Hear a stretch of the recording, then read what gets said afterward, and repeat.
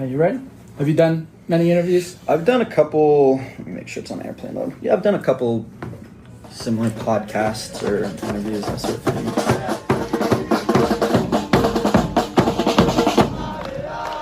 When you go to a professional soccer match, you expect noise. You expect drums, chants, and massive wall of sound that hits you the second you walk to your seat.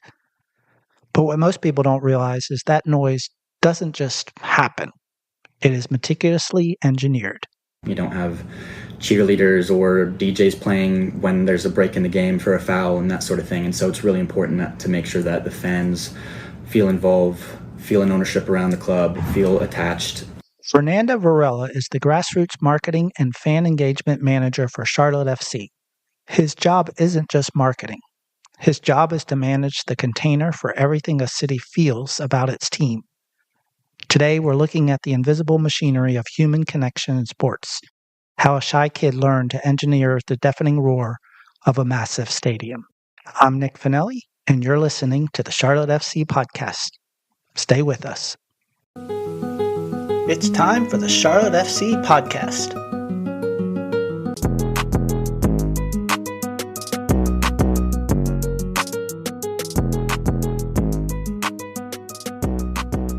First half.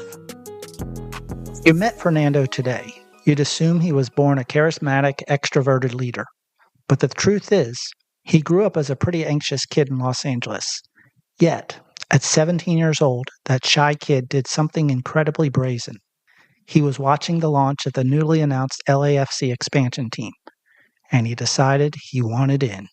I was young and probably not aware of what I was getting myself into, but I was just a wide-eyed kid in LA. LAFC got announced as an expansion club. I really enjoyed their kind of community-based ethos and a lot of their messaging, and so I wanted to be involved. My family's from Argentina, so I'm very aware of the impact that football or soccer can make on a community, and I thought it was really great to have an opportunity to kind of get involved in the ground floor with a big club, an MLS club that I saw a lot of potential in. So, yeah, I cold called them one day.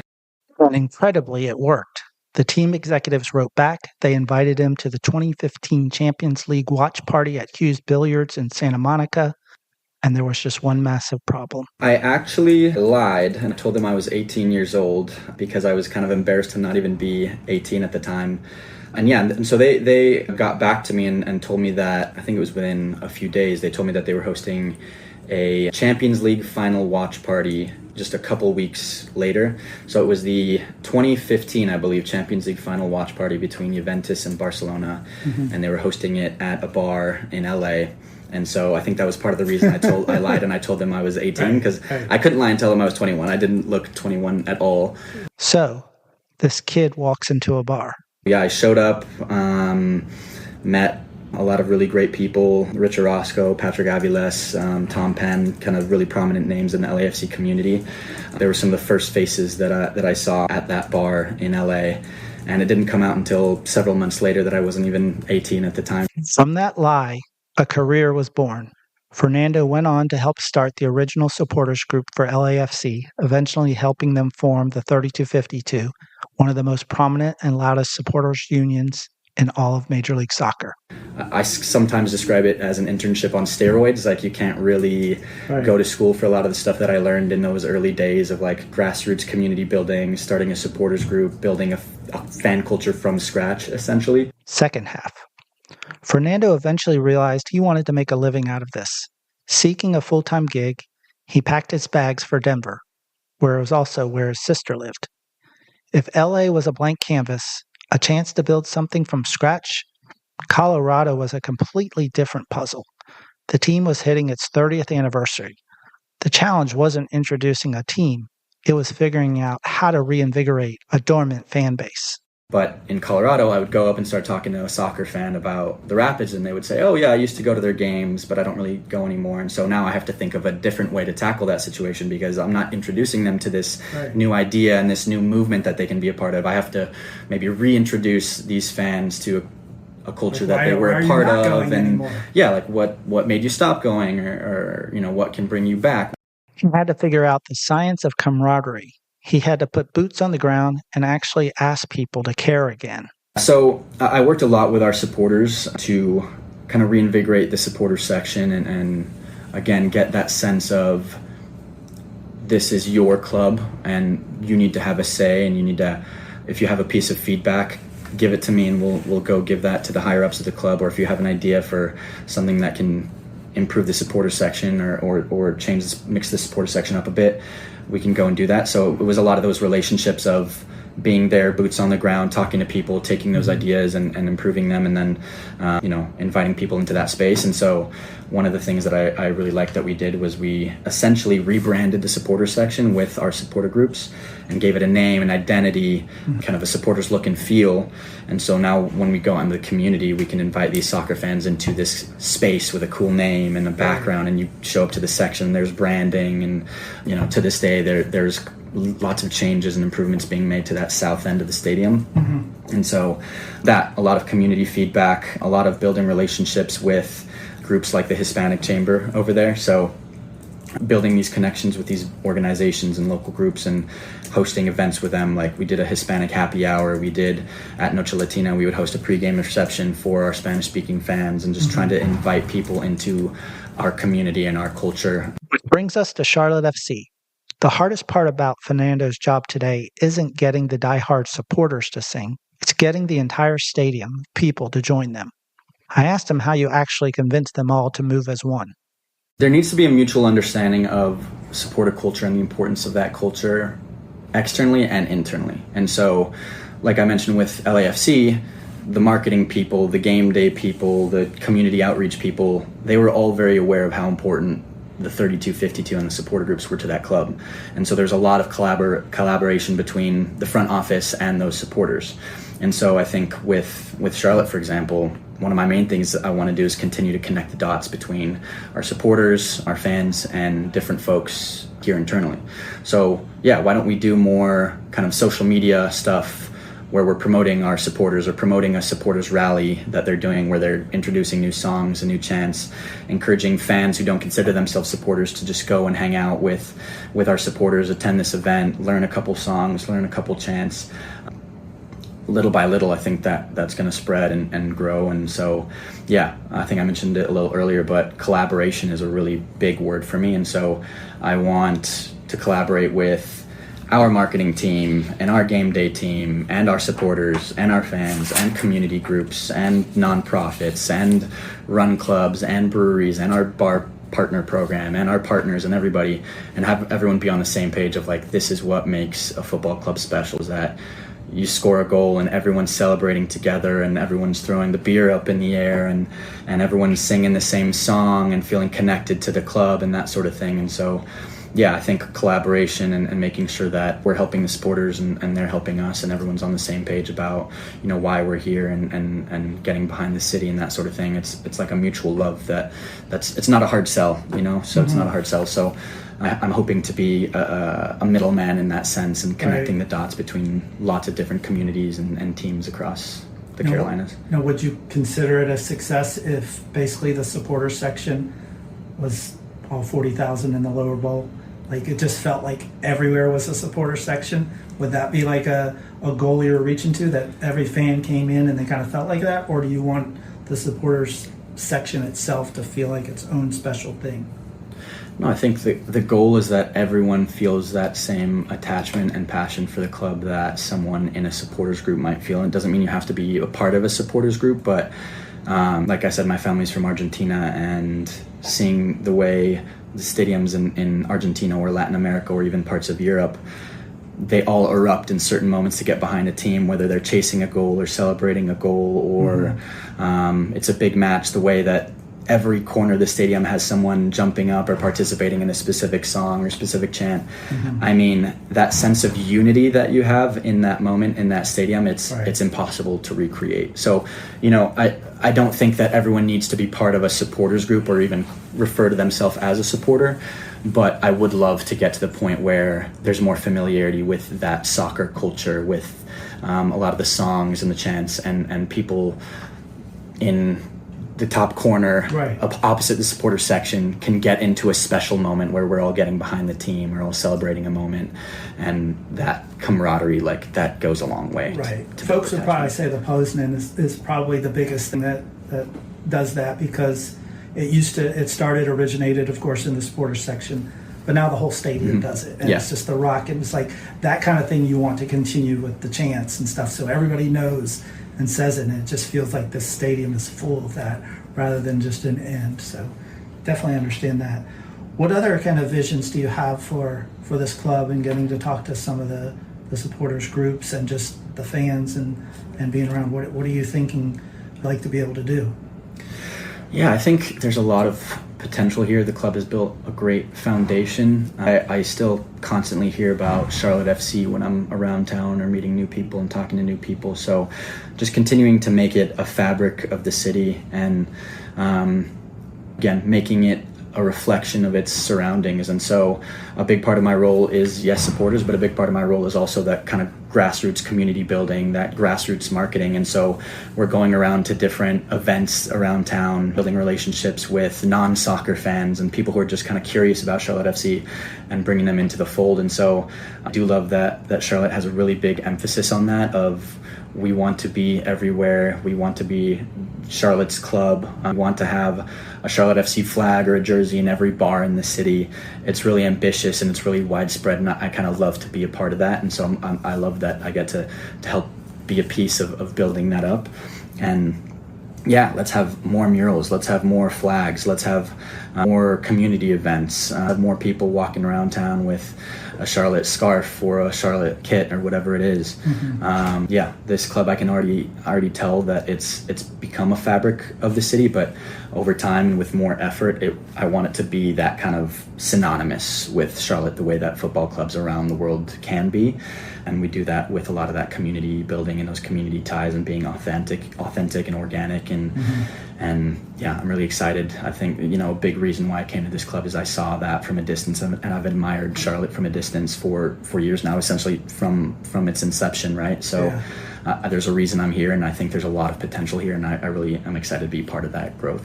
Well, you got no family here, and you just took the leap and said, I'm going to do this. So it was all because of the club, huh? Yeah. To me, as someone that was an outsider, I see Charlotte FC as one of the big clubs in MLS. I see it as one of the ambitious clubs in MLS, signing good players, good roster construction. In the early days, hearing about a lot of the fan engagement things and little fan projects that they did, and it resulted in a lot of success and a really great fan culture and a really great atmosphere, and just, again, becoming a fabric of the city and part of the fabric of the city in such a short period of time. These are all things that I noticed and I saw, and when the opportunity came to join the club, it was an offer that I couldn't turn down. So yeah, really happy to be here. So since you've been here, have you been like this story collector? Because I'm sure you've met lots of people and they were wanting to give you like their 2 cents. Like, this is what we like about this. Like, is there some particular favorite story that you heard? You're like, man, that's pretty cool. I didn't even know about that. Just yesterday at Tifo Painting, I was talking to one of the supporters. I think he was from Mint City, and he was telling me about the very first game. He had a couple tickets to the very first home opener. He was going to go with some friends and just kind of enjoy the game, but his wife wanted to go. His wife was not a soccer person. His wife, I think, decided at the last minute that she was willing to go to the game.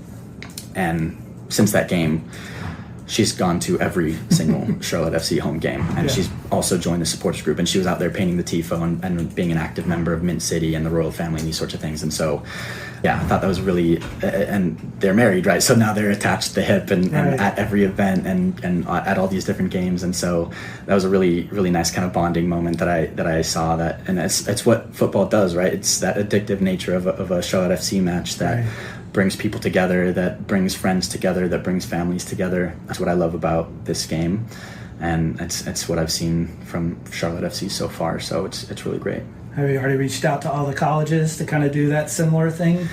Or is that on the map? That's on the map. Yeah, we have some meetings this week to there is an existing student ticket program right now, but I'm going to talk to our folks here and see if there's a way that I can help expand that program. And I have lots of resources here, a coordinator, an intern, and different folks that were in college very recently, which I've been out of college for a few years now, but I have a team of young folks that were either just in college or barely graduated, and so they can help with this program.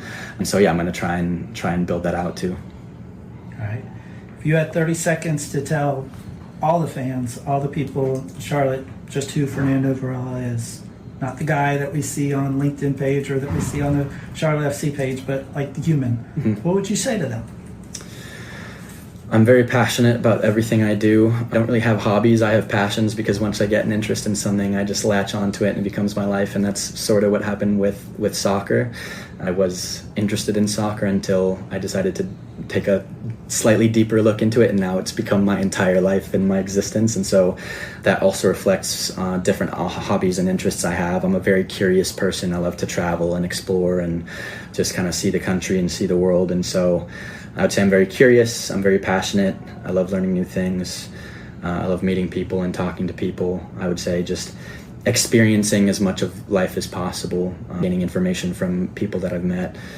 Yeah, I'm just curious, interested in the world, and I love to be part of it. So I'm always out doing something, or road tripping, or meeting people, making friends, that sort of thing. Cool. Now, Charlotte, you've been here for how long now? About 3 weeks, I think. 3 weeks? Yeah. What do you think so far of the city? Is it what you thought it was going to be? Is it different? Like, what is your first take on it? I love it, yeah. I think it's a city with a lot of personality. I love that each neighborhood has its kind of thing and its look and feel, and so getting to explore the city has been a lot of fun. The part of town I'm in is very walkable, which is great for me and my personality, so I love that. I can just kind of walk out the door and hit the rail trail and walk up and down and try a new restaurant or try a bar out or whatever it is. And so I'm really enjoying it so far. Like I said, I'm a big kind of road tripper and explorer, so once I have a little bit more time, I joined the club at a period where it's very busy and we're hitting the ground running and that sort of thing, but once I have more time, I'm looking forward to hitting the mountains and then hitting the beach, and there's a lot of diversity in the geography out here, and so just getting to explore the state is something that I'm really excited about. So you got to travel a little further to the beach and a little further to the mountains than you were in LA, but yeah, it's fine. It's nice being part of a different part of the country and just getting to explore. And so I've driven hours and hours on end, so going 2 hours to the mountains or the beach is completely okay with me. And the climate here is nice. So coming from Denver, where it was a really warm summer this year actually, but typically it's, in February and March it's snowing a lot and it's very, very cold. It was 70 degrees yesterday, and I'm out in a t-shirt and shorts and just walking around outside. That's amazing. I've enjoyed that part of it, for sure. All right, last part is we do a little speed round. Just kind of think what first hits you. Think about moments where fan and kind of pro collide. So what is one thing you used to believe in about fan culture when you were just a supporter that now you realize is more complicated? Oh, wow.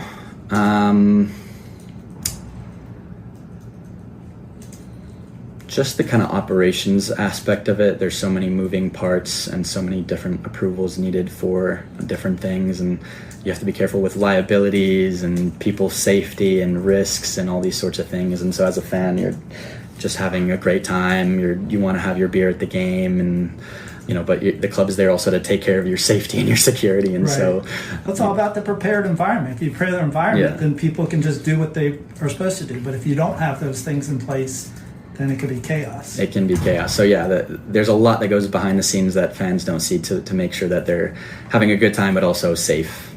Cool. If you could go back to one specific moment in your history, supporter section, not for a goal, but maybe that the vibration of the crowd or something, like where are you standing? What does it look like? What does it feel like?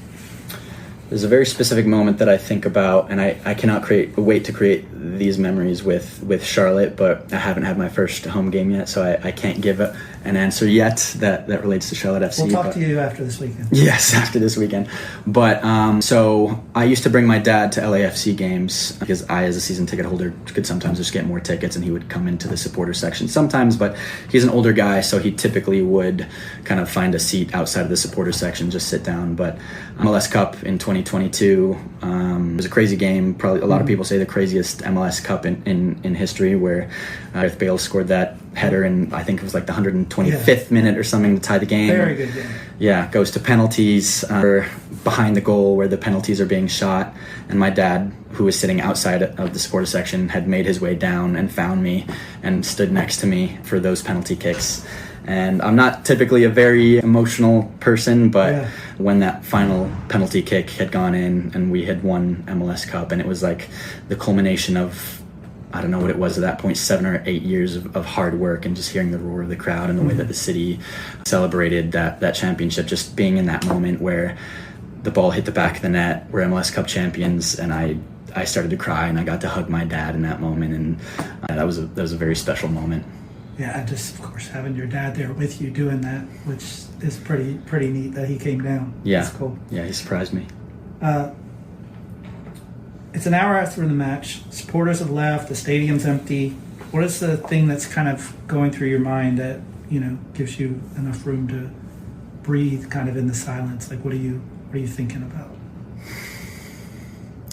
Yeah, it's a real interesting feeling to be like down on the pitch after a game when it was so loud and raucous for hours, and now it's quiet and the stands are empty.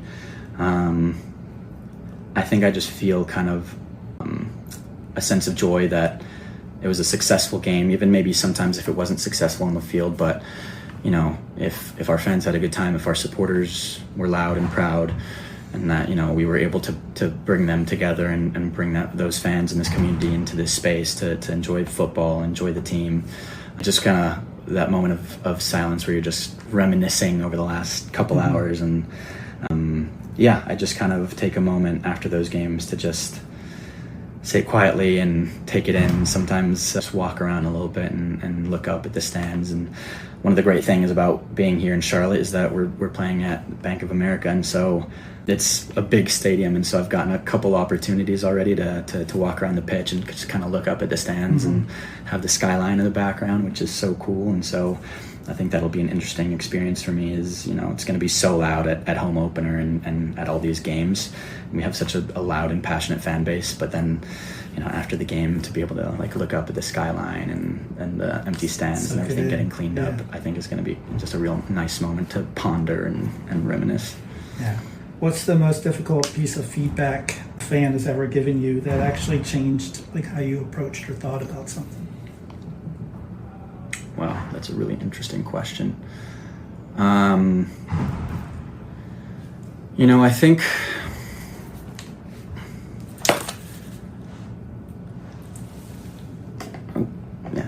it's an interesting question. I think being, as someone that was a supporter and a fan and someone that felt appreciated, sometimes you take for granted giving that feeling to other people. And so I've heard some feedback about,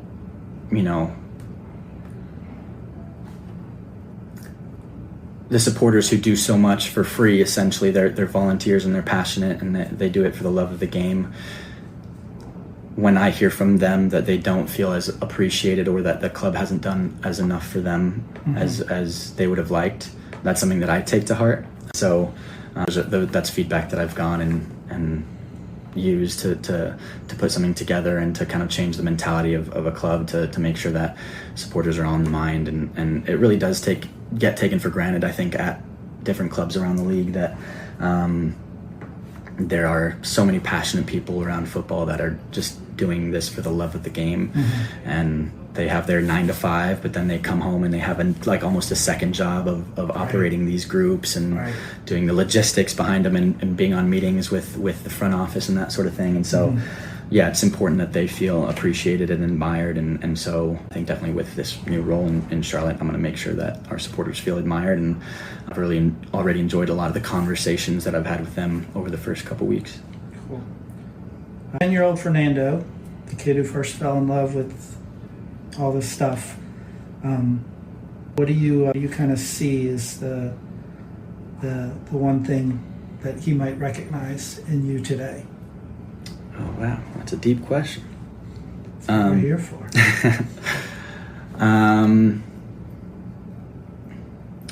10-year-old Fernando was a bit of a lunatic and very energetic and huge imagination, and I would just go run around the backyard and kind of create these worlds in my head and create these storylines in my head. And I think I still have a lot of that. Hearing Fernando talk about being 10-year-old kid running around his backyard creating imaginary worlds, it just makes perfect sense. But that kid didn't immediately turn into a booming extroverted leader. I wouldn't say I always did that, though. I grew up a pretty anxious kid, a pretty shy kid. My family, everyone was very vocal and had different opinions and that sort of thing, and I kind of became the opposite of that and just like wouldn't always express myself and wouldn't always be the most extroverted person. Before we wrapped, I wanted to know how that quiet, anxious teenager feels about the man he's become today, the guy who now engineers the loudest moments in the city. I like to put my music in and just kind of walk around town and kind of now I get to actually use those thoughts, and so I get to think about something cool that I maybe can pitch to add to the game day experience, or to talk to the supporters about, or to talk about the way that we can make this space cooler and better, and make changes to the club, that sort of thing. And so I think he would love to see that I'm still that kind of this a little bit of a interesting creative mind where I have different ideas, but now I get to kind of put those ideas to the test and ideas to work. And when I was younger, I was probably thinking more about superheroes and dinosaurs and that sort of thing, and not as much about logistics and that sort of thing. But I don't take for granted that I have such a cool job and such a fun job, and I get to do really cool and fun things. And so the fact that I can kind of be creative in a way that is going towards a fun football match and a fun game day experience and building community and making these connections among people, that's a really great feeling. So I would hope he would be proud. I hope he would be happy with where I am, and I've gotten to do a lot of the stuff that I dreamed of doing when I was younger, so I'm really happy about that. Fernando Varela is the Grassroots Marketing and Fan Engagement Manager for Charlotte FC. This episode was produced by me, Nick Finelli, for the Side Story Sports Charlotte FC crew. Special thanks to Fernando for sharing his story. If you liked this episode, please leave us a review and share it with a friend. It's how we keep finding these stories behind the scenes. Until next time, enjoy the day.